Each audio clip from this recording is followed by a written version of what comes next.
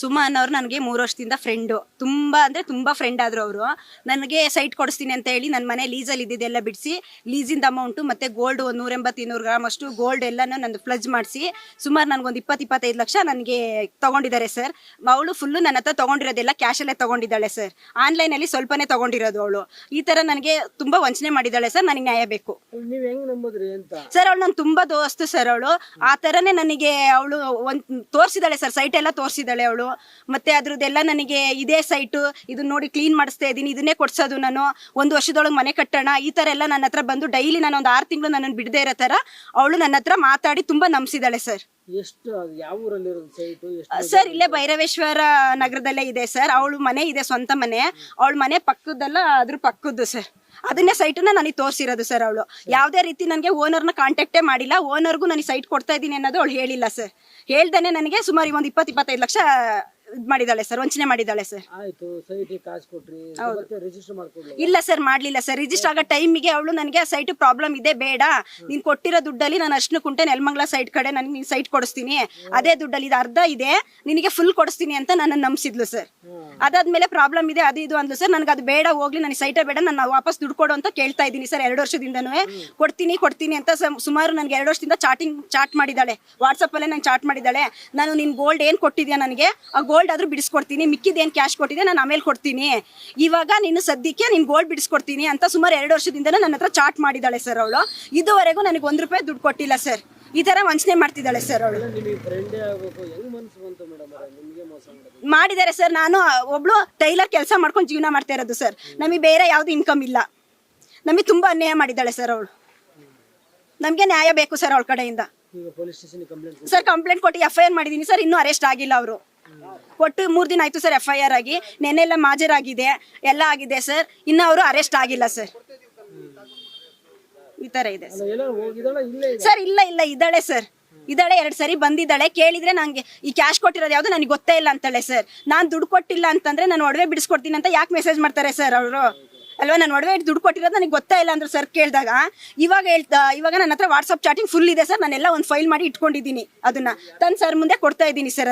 ಅದರಲ್ಲೆಲ್ಲ ನಿನ್ ಗೋಲ್ಡ್ನ ನಾನು ಬಿಡಿಸ್ಕೊಡ್ತೀನಿ, ನಾನು ಮೋಸ ಮಾಡಲ್ಲ, ಎಲ್ಲೂ ಹೋಗಲ್ಲ ಅಂತ ಎಲ್ಲ ನನಗೆ ಚಾಟ್ ಮಾಡಿದ್ದಾರೆ ಸರ್. ಫುಲ್ ಅದನ್ನ ಪ್ರೂಫ್ ಸಮೇತ ನಾನು ತಂದಿದ್ದೀನಿ ಸರ್.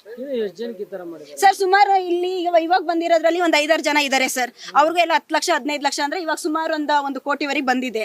ಇನ್ನ ಈ ತರದವ್ರು ಇನ್ನೂ ಒಂದು ಗುಂಪಿದೆ ಸರ್. ಅವರು ಒಂದು 4-5 ಜನ ಇದ್ದಾರೆ. ಸುಮಾರು ಇಲ್ಲೇ ಈ ಸರೌಂಡಿಂಗ್ ಅಲ್ಲೇ ಒಂದು 10-15 ಜನಕ್ಕೆ ಮಾಡಿದ್ದಾರೆ ಸರ್. ಇನ್ನು ಮೊನ್ನೆ ಆಂಧ್ರಾಗ ಹೋಗಿ ತಂದಿದ್ದಾಳೆ.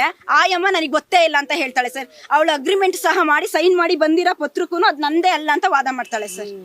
ಹೌದು ಸರ್, ಈ ತರ ವಾದ ಮಾಡ್ಕೊಂಡು ಹೌದು ರಾಯಲ್ ಆಗಿದ್ದಾರೆ ಸರ್ ಅವರು. ಬಟ್ ನಮ್ಮನ್ ಬೀದಿಗೆ ತಂದಿದ್ದಾರೆ ಅವರು. ನಮ್ಮಂತಾರೆ ನಾವು ಸರ್ ಅವ್ರನ್ನ ತುಂಬಾ ನಂಬಿದ್ದೆ ಸರ್. ನಾನಂತೂ ಎಷ್ಟು ನಂಬಿದ್ದೆ ಅಂದ್ರೆ ಅವಳು ನಂಬಿ ನಾನು ಊರಿಗೂ ಕರ್ಕೊಂಡು ಹೋಗಿ ಸರ್ ನಾನು ಜಮೀನ್ ಅಡೆ ಇಟ್ಟು 20 ಲಕ್ಷ ಕೊಡ್ತೀನಿ ಅಂತಾನು ಒಪ್ಕೊಂಡಿದ್ದೆ ಸರ್.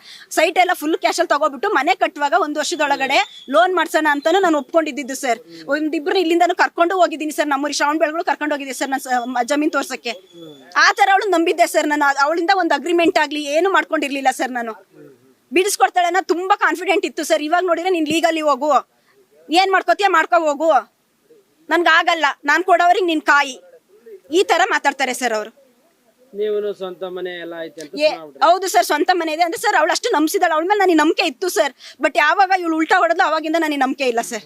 ಇತ್ತು ಸರ್, ಅವಳ ಮೇಲೆ ತುಂಬಾ ನಂಬಿಕೆ ಇತ್ತು. ಅವಳು ನನ್ಗೆ ಏನೋ ಒಂದು ಮಾಡ್ಕೊಡ್ತಾಳೆ, ನಾನು ಬಡವಿ, ನನಗೆ ಮಾಡ್ಕೊಡ್ತಾಳೆ ಅನ್ನೋ ಉದ್ದೇಶಕ್ಕೆ ಸರ್ ನನ್ನ ಮಾಂಗಲ್ಯ ಸಹ ಬಿಟ್ಟಿಲ್ಲ ಸರ್. ಅಷ್ಟು ಎಲ್ಲ ಅಡೇಡ್ಸಿದಾಳೆ ಸರ್. ಫುಲ್ ವಿತ್ ಪ್ರೂಫ್ ಇದೆ ಸರ್ ನನ್ನ ಹತ್ರ. ಸರ್ ಕೇಳಿದ್ರೆ ಇಷ್ಟು ದಿನದಲ್ಲೂ ಅದೇ ಹೇಳಿದ್ಲು ಸರ್, ಬಿಡಿಸ್ಕೊಡ್ತೀನಿ ಅಂತ. ಇವಾಗ ನಾನು ಇಲ್ಲಮ್ಮ ನಾನು ಕಾಯಕ್ಕಾಗಲ್ಲ. ಅದ್ರಲ್ಲೂ ಸರ್ ವಿತ್ ಇನ್ನೊಂದು ಇದೆ ಸರ್, ನನ್ನ ನಾದ್ನಿದು ನನ್ನ ತಂಗಿದು ಒಡವೆನೂ ಇದೆ ಸರ್. ಅದರಲ್ಲಿ ಊರಿಗೆ ಹೋಗಿ ಅವಳು ನಾನು ಇಬ್ರು ತಗೊಬಂದಿದ್ದೀವಿ, ಅದಕ್ಕೂ ಇದೆ ಸರ್ ಸಾಕ್ಷಿ ಎಲ್ಲ. ತಗೊಬಂದು ಅವ್ರದ್ದು ಇಟ್ಟಿದ್ದೀನಿ. ಅಟ್ಲೀಸ್ಟ್ ಅವ್ರದ್ದಾದ್ರೂ ಬಿಡಿಸ್ಕೊಡಮ್ಮ, ಅರ್ಜೆಂಟಿಗೆ ಜಗಳ ಮಾಡ್ತಾವ್ರೆ ಅನ್ನೋವತ್ತಿಗೂ ಇಲ್ಲ ಸರ್. ನಮ್ಮ ನಾದ್ನಿ ನಮ್ಮ ಮನೆ ಹತ್ರ ಎಲ್ಲ ಬಂದು ತುಂಬಾ ಗಲಾಟೆ ಮಾಡಿ ಹೋಗಿದ್ದಾರೆ ಸರ್. ಅವರು ನಾವು ಇವಾಗ ಮಾತಾಡ್ತಾನೆ ಇಲ್ಲ 1 year ಇಂದ. ನಾನು ಒಡವೆ ಕೊಡು 2 ತಿಂಗಳು ಅಂತ ಇಸ್ಕೊ ಬಂದೆ, ಇನ್ನೂ ಕೊಟ್ಟಿಲ್ವಲ್ಲ ಅಂತ ಜಗಳ ಮಾಡ್ತಾ ಇದ್ದಾರೆ ಸರ್. ಅದನ್ನು ಸಹ ಬಿಡಿಸ್ಕೊಡ್ತಾ ಇಲ್ಲ ಸರ್ ಅವಳು. ಯಾವ್ದು ಬಿಡಿಸ್ಕೊಡ್ತಾ ಇಲ್ಲ ಸರ್. ಕರ್ನಾಟಕದಲ್ಲಿ ಇಟ್ಟಿದ್ಲು, ಅಲ್ಲಿಂದ ಹರಾಜಿ ಬಂತು, ಅಲ್ಲಿಂದ IAF ಚೇಂಜ್ ಮಾಡಿಸಿದ್ಲು. ಇವಾಗ ಮತ್ತೆ ಚೇಂಜ್ ಮಾಡ್ಸು ಅಂತ ಈಗ 3 ತಿಂಗಳಿಂದ ಹೇಳ್ತಾ ಇದ್ದಾಳೆ ಸರ್. ಈಗ ಹರಾಜಿ ಬಂದಿದೆ ಒಡವೆ ನಂದು ಏಪ್ರಿಲಿಗೆ. ಇದುವರೆಗೂ ಏನು ಅವ್ರು ಒಂದು ಬಡ್ಡಿನೂ ಕಟ್ತಾ ಇಲ್ಲ, ಬರ್ತಾನೂ ಇಲ್ಲ ಸರ್. ಹೌದು ಸರ್, ಒಡವೆ ಇಟ್ಟು ಅವಳಿಗೆ ನಾನು ಕ್ಯಾಶ್ ಮೂಲಕನೇ ಕೊಟ್ಟಿರೋದು ಸರ್ ಅಮೌಂಟ್ ಎಲ್ಲ. ಸರ್ ನಾನು ಕಾಸು ಕೊಟ್ಟಿರೋದಕ್ಕೆ ಪ್ರೂಫ್ ಅಂದ್ರೆ ಸರ್ ನನ್ಗೆ ವಾಟ್ಸಪ್ ಅಲ್ಲಿ ಅವಳು ನೀನು ಒಡವೆ ಬಿಡಿಸ್ಕೊಡ್ತೀನಿ, ನಾನು ಕಾಸು ಕೊಟ್ಟಿಲ್ಲ ಅಂದ್ರೆ ಅವಳು ಯಾಕೆ ಸರ್ ಒಡವೆ ಬಿಡಿಸ್ಕೊಡ್ತೀನಿ ಅಂತಾಳೆ, ನೀನ್ ಇಟ್ಕೊಂಡಿದ್ಯಾ ನೀನ್ ಬಿಡಿಸ್ಕೊ ಅಂತಾಳೆ ಸರ್, ಅವಳು ಯಾಕೆ ಬಿಡಿಸ್ಕೊಡ್ತಾಳೆ, ಅವಳು ಹುಚ್ಚ ಸರ್ ಹಂಗಾರೆ ಬಿಡಿಸ್ಕೊಡಕ್ಕೆ. Plan ಮೈಂಡಲ್ಲೇ ಮಾಡಿದಾಳೆ sir. ನಾನು ಯಾವುದೇ ದುಡ್ಡು ತಗೋಬೇಕು ಅಂದ್ರೂ ಅವಳು ಕ್ಯಾಶ್ ಅಲ್ಲೇ ಬರ್ತಾ ಇದ್ದಿದ್ದು ಸರ್, ಕ್ಯಾಶೇ ಸರ್ ಅವ್ರಿಗೆ ಬರ್ತಾ ಇದ್ದಿದ್ದು ಫುಲ್ಲು, ಎಲ್ಲರ ಹತ್ರ ಅವ್ಳು ಕ್ಯಾಶೇ ತಗೋತಾ ಇದ್ದಿದ್ದು. ಆಮೇಲೆ ಒಂದು ಚೀಟಿ ಮಾಡ್ತೀನಿ, ಒಂದು 2 ಲಕ್ಷ ಚೀಟಿ ಮಾಡ್ತೀನಿ, ಯಾರಾದ್ರೂ ಜನ ಇದ್ರೆ ಹೇಳು ಅಂದ್ರು. ನಾವು ಯಾರ್ದು ಹೇಳಿಲ್ಲ, ನಮ್ಮ ಫ್ರೆಂಡ್ ಒಬ್ರದ್ದು ನಾನು ನಮ್ಮ ಹಸ್ಬೆಂಡ್ ಸೇರಿ 3 ಚೀಟಿ ಹಾಕೊಂಡೆ ಸರ್. 10 ಚೀಟಿ ಹೋಯ್ತು, 4 ಎಕ್ಸ್ಟ್ರಾ ಹೋಯ್ತು. ಅದರಲ್ಲಿ 10 ಚೀಟಿ ಆದ್ಮೇಲೆ ಅವರು ಇದು ನಾನು ನಿನ್ ಚೀಟಿ ಮಾಡಲ್ಲಮ್ಮ, ನಾನು ಸ್ಟಾಪ್ ಮಾಡ್ತಾ ಇದ್ದೀನಿ, ಯಾರು ನನಗೆ ದುಡ್ಡು ಸರಿಯಾಗಿ ಕಟ್ತಾ ಇಲ್ಲ, ಎಲ್ಲರೂ ನಾನು ಕಟ್ಟಲ್ಲ ಅದಕ್ಕೆ ಇದಕ್ಕೆ ಅಂತ ಹೇಳ್ತಾರೆ, ಎತ್ತಿದಾರೆಲ್ಲ, ನಾನು ಚೀಟಿ ಸ್ಟಾಪ್ ಮಾಡ್ತೀನಿ ಅಂದ್ರು. ಸರಿ ಸ್ಟಾಪ್ ಮಾಡಿದ್ಮೇಲೆ ನಮ್ಮ ದುಡ್ಡಾರು ನಮಗೆ ಕೊಡ್ಬೇಕಲ್ವಾ, ಕೇಳಿದೆ ಸರ್ ನಮ್ಮ ದುಡ್ಡು ನಮ್ಗೆ ವಾಪಸ್ ಕೊಡು ಅಂದ್ರೆ 3 ತಿಂಗಳು ಟೈಮ್ ಕೊಡ್ರಿ, ಅವರೆಲ್ಲ ಹತ್ರ ನಾನು ಇಷ್ಟು ಕೊಡ್ತೀನಿ ಅಂದ್ರು ಸರ್. ಆ ಚೀಟಿ ದುಡ್ಡು ಕೊಟ್ಟಿಲ್ಲ. ಇವಾಗ ಹೇಳ್ತಾರೆ ನಾನು ಚೀಟಿನೇ ಮಾಡಿಲ್ಲ. ಅವ್ರು ಚೀಟಿ ಮಾಡಿದ್ಮೇಲೆ 10ನೇ ಚೀಟಿ, 2ನೇ ಚೀಟಿ, 3ನೇ ಚೀಟಿ ಇಷ್ಟು ಅಮೌಂಟ್ ಅಂತ ನನ್ಗೆ ಯಾಕೆ ಸರ್ ಕಳಿಸ್ತಾರೆ ವಾಟ್ಸಪ್ ಅಲ್ಲಿ? ಅವರು ಫುಲ್ ಇದೆ ಸರ್ ರೆಕಾರ್ಡ್, ಅವ್ರ ವಾಟ್ಸಪ್ ರೆಕಾರ್ಡ್ ನಾನು ಫುಲ್ ಇದೆ ನನ್ನ ಹತ್ರ ಸರ್. ಅದೇ ಸರ್ ಅರೆಸ್ಟ್ ಮಾಡಿ ನಮಗೆ ನ್ಯಾಯ ದೊರಕಿಸಿ, ನಮ್ಗೆ ಬರಬೇಕಾದ ಹಣವನ್ನು ನಮಗೆ ಕೊಡಿಸಿ ಸರ್. ನಮ್ಗೆ ಯಾವ್ದು ಎಕ್ಸ್ಟ್ರಾ ಅಂತ ಅವ್ಳು ಏನಿಂದ ಬೇಡ ಸರ್. ನಾವ್ ಏನ್ ಕೊಟ್ಟಿದ್ದೀವಿ ಪ್ರೂಫ್ ಕೊಟ್ಟಿದ್ದೀವಿ, ಆ ಪ್ರೂಫ್ ಪ್ರಕಾರ ನಮಗೆ ಕ್ಲಿಯರ್ ಮಾಡಿಸ್ಕೊಡಿ ಅಂತಾನೆ ಕೇಳೋದು ಸರ್ ನಾವು. ನಮಗೆ ತುಂಬಾ ಆತ್ಮೀಯರ ಇದ್ರು, ನಮ್ಮನೇಲಿ ಬಂದು ಹೋಗೋದೆಲ್ಲ ಮಾಡ್ತಾ ಇದ್ರು. ಸೊ ಅವ್ರದ್ದು ಒಂದಷ್ಟು ಮನೆ ಪ್ರಾಬ್ಲಮ್ ಆಗಿತ್ತು, ಮನೆ ಕಟ್ತಾ ಇದ್ರು. 2021 ಮನೆ ನಿಂತೋಗಿತ್ತು. ಅವಾಗ ಕೋವಿಡ್ ಟೈಮಲ್ಲಿ ಸ್ವಲ್ಪ ಎಲ್ಲ ಪ್ರಾಬ್ಲಮ್ ಆಯ್ತಲ್ಲ, ಹಂಗಾಗಿ ನಿಂತೋಯ್ತು. ಆಮೇಲೆ ಏನು ಮಾಡಿದ್ರು, ನಾನು ಆ್ಯಕ್ಚುಲಿ ರಿಯಲ್ ಎಸ್ಟೇಟ್ ಬಿಸ್ನೆಸ್ ಮಾಡ್ತಿದ್ದೆ. ಸೊ ಹಂಗಾಗಿ ಅಣ್ಣ ನಮ್ಮ ಮನೆ ಲೀಸ್ ಕೊಟ್ಬಿಡ್ತೀನಿ, ಸ್ವಲ್ಪ ಯಾರಾದ್ರು ದುಡ್ಡುಗಳು ಕೊಡಿಸಿ, ಅಟ್ಲೀಸ್ಟು ನಾನು ಒಂಚೂರು ಮನೆ ಫಿನಿಶಿಂಗ್ ಮಾಡಬೇಕು. ಮೇಲ್ಗಡೆ ಮನೆ ಡೂಪ್ಲೆಕ್ಸ್ ಇದೆ, 5 ಬೆಡ್ರೂಮ್ ಇದೆ, ಅದನ್ನು ನಾನು ಲೀಸಿಗೆ ಕೊಟ್ಬಿಡ್ತೀನಿ, ಯಾರಿಗಾದ್ರು ಸ್ವಲ್ಪ ನನಗೆ ದುಡ್ಡಿನ ಅವಶ್ಯಕತೆ, ದುಡ್ಡು ಕೊಡಿಸಿ ಅಂತ ಕೇಳಿದ್ರು. ನಾನೇನು ಮಾಡಿದೆ, ಬೇಡಮ್ಮ ನಮ್ಗೆ ಯಾರ ಕೈಲಿ ಕೊಡ್ಸೋಕೆ ಹೋಗಲ್ಲ, ನನಗೆ ಮನೆ ಬೇಕು ಅಂತ ಹೇಳ್ಬಿಟ್ಟು ನನಗೇನು ಮಾಡಿದೆ, ನಾನು ಕೇಳಿದಾಗ ಏನು ಮಾಡಿದೆ, ಮನೆ ಲೀಸ್ಗೆ ಪೇಪರ್ಗೆಲ್ಲ ರೆಡಿ ಮಾಡಿಬಿಟ್ಟು ನಾನು ಫಸ್ಟು ಅಡ್ವಾನ್ಸ್ ಸ್ವಲ್ಪ ಕೊಟ್ಟಿದ್ದೆ ನಾನು.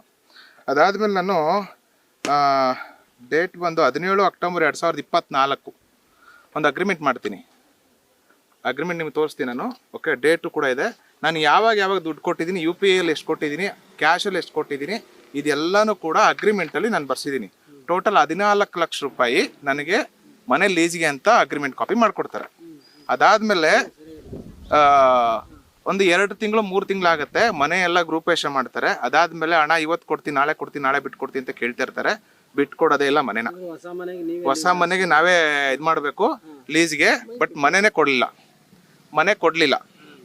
ಆಮೇಲೆ ನಾನೇನು ಮಾಡಿದೆ, ನೀನು ಯಾಕಮ್ಮ ಮನೆನೂ ಬಿಟ್ಕೊಡ್ತಿಲ್ಲ, ಏನಿಲ್ಲ, ಅಟ್ಲೀಸ್ಟ್ ದುಡ್ಡಾದರೂ ವಾಪಸ್ ಕೊಟ್ಬಿಡು ಅಂತ ಕೇಳಿದಕ್ಕೆ 4 ಚೆಕ್ ಕೊಡ್ತಾರೆ.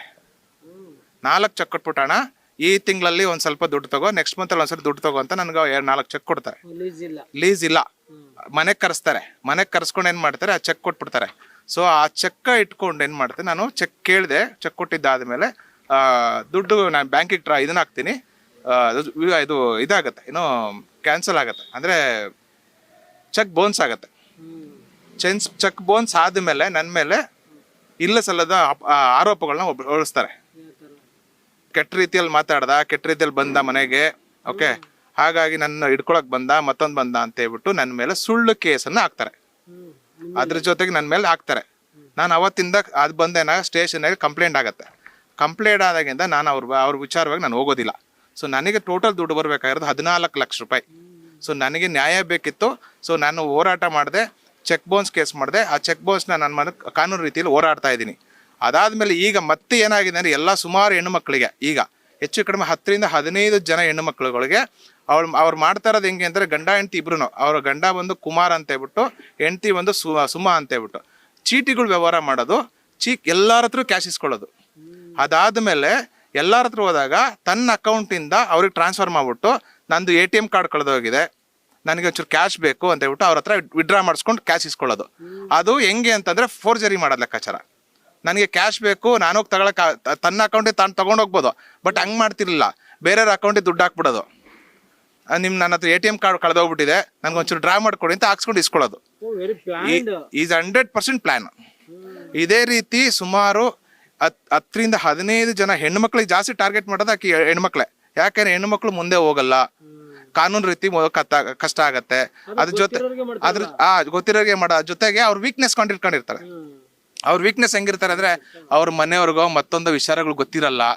ಅದನ್ನ ನೋಡ್ಕೊಂಡು ಆ ಕರೆಕ್ಟ್ ಪ್ಲಾನ್ ಪ್ರಕಾರ ಆಕಿ ಏನ್ ಮಾಡ್ತಾಳೆ ಅಂದ್ರೆ, ದುಡ್ಡು ಹಾಕ್ಬಿಡೋದು, ಫೋನ್ ಪೇನಲ್ಲಿ ಹಾಕ್ಬಿಡೋದು, ದುಡ್ಡು ವಾಪಸ್ ಇಸ್ಕೊಳ್ಳೋದು. ಅದು ಹೆಂಗ್ ಲೆಕ್ಕಾಚಾರ, ನಾನು ದುಡ್ಡು ಕೊಟ್ಟಿದ್ದೀನಿ, ನ್ಯಾಯ ಬೇಕು ಅಂತ ಬಂದಿದ್ದೀವಿ,